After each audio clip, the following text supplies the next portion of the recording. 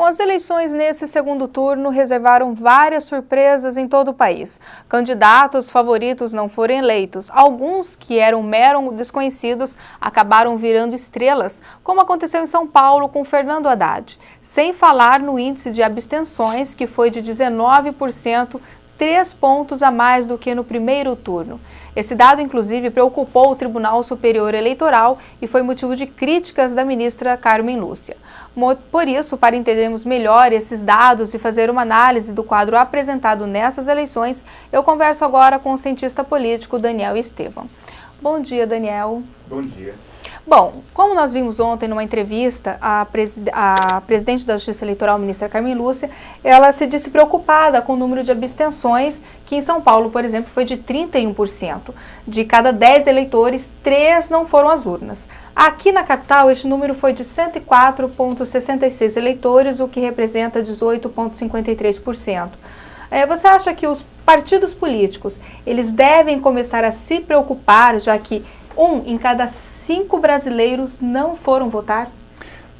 Tudo depende, dependendo do partido político, de qual parcela do eleitorado não foi votar, né? Porque eu não sei exatamente os dados ainda para nós sabermos quais foram os partidos que talvez possam ter sido prejudicados, porque às vezes o número de abstenção foi maior numa região em que um determinado partido era mais forte, mas no caso de Campo Grande especificamente, muito provavelmente esse alto número de abstenção provavelmente está ligado ao fato das pesquisas do segundo turno apontarem uma distância muito grande entre os dois candidatos. Né? Então, para muitas pessoas, a eleição já estava decidida, isso acaba desestimulando um pouco as pessoas a irem. Né? Então, no caso de Campo Grande especificamente, isso muito provavelmente é ligado a essa dianteira, né, que um dos candidatos assumiu. No caso de São Paulo e de outras cidades, há de se ver também, porque havia disputas acirradas, né? E quando há uma disputa acirrada, a tendência é que isso mobilize mais as pessoas, quer dizer, as pessoas se sentem mais com um poder maior na mão, quer dizer, o fato de eu ir ou não votar influencia vai fazer uma diferença no final. Maior do que, por exemplo, as pessoas estavam pensando que ia fazer em Campo Grande, né? Porque você pensa, o candidato está com tantos pontos à frente, então nem vou votar, não vai fazer diferença. Eu ir às urnas não traz tanta diferença. Então, em outras cidades, há de se ver também se foi dificuldade, ou se foi desinteresse por parte das pessoas, né? Então, e também de ver essa distribuição espacial, vamos colocar assim, né? Em que bairros, em que regiões a abstenção foi maior, né? E tentar averiguar quais são os motivos, né? Os motivos particulares que levaram as pessoas a não comparecer, né? Bom, as viradas para o segundo turno, elas causaram surpresas em muitas pessoas, né? No caso de São Paulo, em que para o segundo turno pensava-se que o Russomano iria disputar, acabou indo o Haddad com o Serra.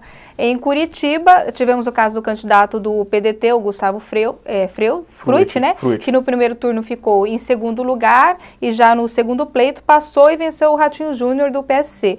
O que você, né, atribui estas viradas?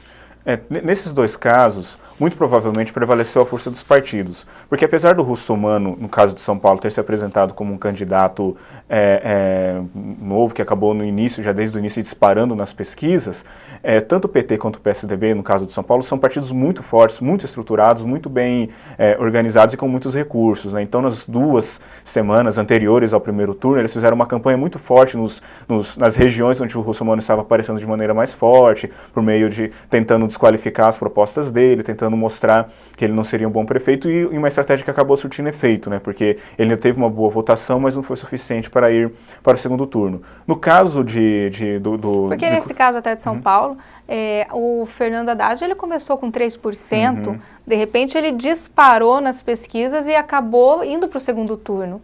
Foi uma virada, então, que surpreendeu muita gente. Sim. Já que não se acreditava que o Fernando Haddad ele poderia, né, vencer ou disputar um segundo pleito. A gente tem que levar em consideração as pesquisas, né, que as pesquisas no primeiro turno elas erraram bastante em determinados pontos, e normalmente a gente observa que quando se trata do terceiro colocado, as pesquisas têm errado bastante. Assim, a gente pega o caso da Marina Silva em 2010, do Azambuja aqui em Campo Grande agora nessa eleição. Em geral, as pesquisas elas conseguem acertar muito bem aqueles que estão nos 2 primeiros colocações. Em geral, o terceiro candidato, por algum motivo que eu não sei explicar exatamente, elas tendem a errar bastante, que foi também o caso um pouco do Haddad, quer dizer, dizer, previu-se que o Russomano e o Serra teriam uma boa votação ao longo de toda a campanha para o primeiro turno, previu-se que eles teriam, e o Haddad ficou ali oscilando e foi crescendo aos poucos, e no final, quando abriram nos últimos dias antes do primeiro turno, ele já estava aparecendo bem nas pesquisas já, e ficou embolado ali o quadro, e quando se abriu as urnas, né, foi essa aparente surpresa para quem estava acompanhando desde o começo, né. Então, por um lado, a gente tem que levar em consideração que, às vezes, as pesquisas criam uma expectativa, seja por uma falha técnica, ou porque é difícil mesmo você saber o que se passa na cabeça do eleitor, né? Por mais pesquisa que você faça, não é algo tão simples, né? Então, as pesquisas acabam criando uma expectativa, e às vezes algo que não era para ser tão uma surpresa tão grande, acaba se tornando uma surpresa maior, justamente porque as pesquisas inflacionam, insuflam, né, as expectativas. E ali no caso de São Paulo, de fato, em grande parte foi uma surpresa, porque ele começou com 3%, ele era de fato um candidato relativamente desconhecido do grande eleitorado, apesar de ter sido ministro da Educação, mas normalmente boa parte do eleitorado não presta tanta atenção assim quem são os ministros, né? Mas ele acabou prevalecendo a força do PT, que é muito forte, né, em São Paulo. Agora, assim, né? Rapidinho para a gente encerrar. O cenário político para 2014, como que você analisa? Boa parte das análises, dos dados estão mostrando que, no caso do Brasil como um todo, o PSB cresceu bastante, né, que é um partido da base aliada, e meio que na esteira da própria força que o PT também foi acumulando nesses anos que ele está na presidência da República, né, ao ponto do governador lá de Pernambuco, né, porque assim, nós sabemos que em 2014 nós teremos regionalmente falando, dois candidatos. O PT com Delcídio do Amaral, vem o PMDB com Nelson Trade Filho.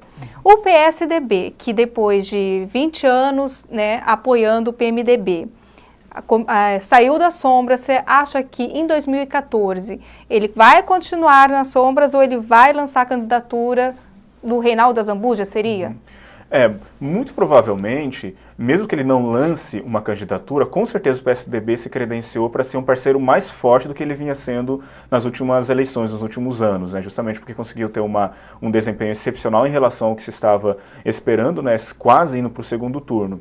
E a gente sabe que o PMDB é um partido muito grande, tanto no Brasil quanto no Mato Grosso do Sul, e existem grupos internos, então tudo depende da capacidade do PMDB se unir em torno do nome, no caso do Nelson Trade, né? Que está saindo como da Prefeitura de Campo Grande. Em geral, quem é prefeito acaba saindo muito forte para virando governador. Para virar governador, mas tudo depende da capacidade do PMDB de se manter unido ou não, apesar das suas divergências internas, que todo mundo sabe, e por outro lado o PSDB explorar talvez essas divisões e tentar o apoio de parte do PMDB, ou às vezes talvez até emplacar um vice, alguma coisa assim, que em geral essas alianças eles acabam ganhando também, dependendo do acordo que for feito. Mas aí realmente vai ser uma disputa, e há também rumores, né, de uma aproximação entre o Putinelli e o Delcídio, que também isso acaba criando uma certa incerteza para 2014, né? Mas também até certo ponto é especulação e até certo ponto é uma possibilidade. Uma aproximação que será que se concretiza, já que o PT apoiou o PP e venceu com Alcides Bernal agora para a prefeitura?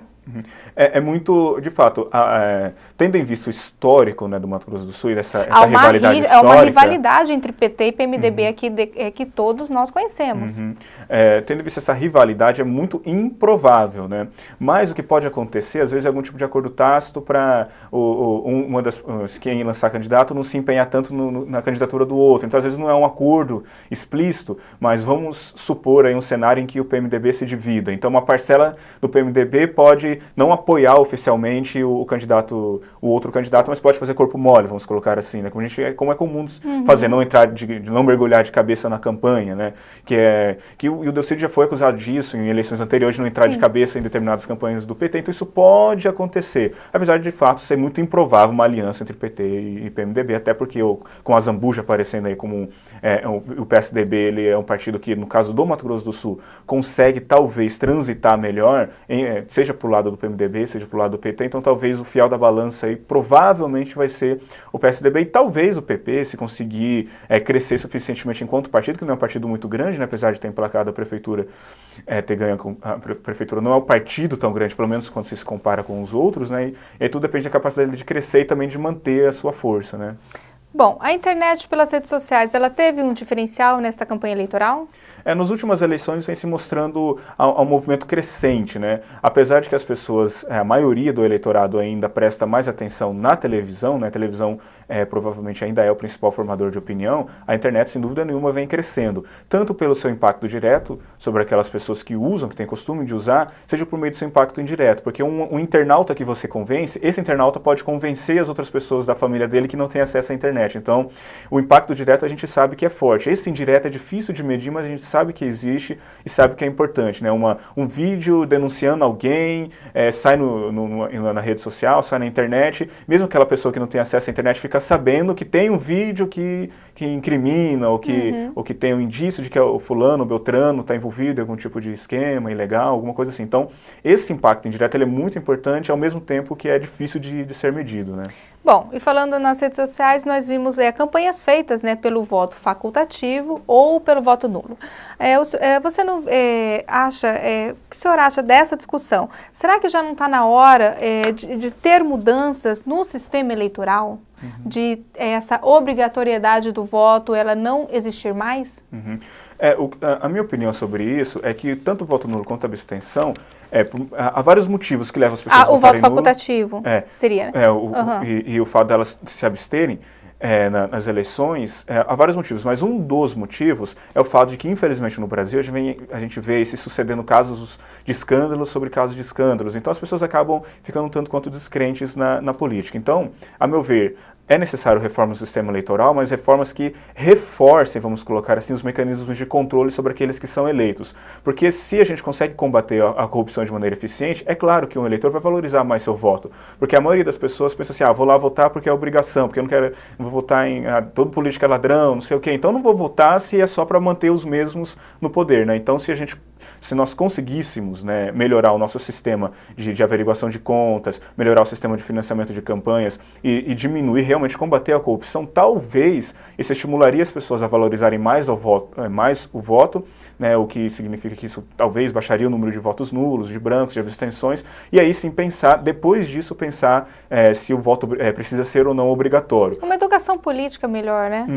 Tanto uma educação política focado no eleitorado, por um lado, quanto, por outro, melhorar os nossos mecanismos de controle e combate à corrupção, né? Porque não adianta a gente, vamos mudar apenas a legislação eleitoral naquele ponto em que se relaciona ao eleitorado, mas e os eleitos? Que a gente tem eu acho que o mais grave, o mais urgente é a gente combater e evitar, né? Tanto evitar quanto combater os casos de corrupção, porque isso desvaloriza, né, a política perante o eleitorado, né? Que acaba, não importa se o voto é obrigatório ou não, né? Eu vou ser obrigado a votar, vou lá votar, eu vou me abster, porque eu não acredito na política, né? Então, se você consegue combater, você acaba valorizando o próprio voto do eleitor, né?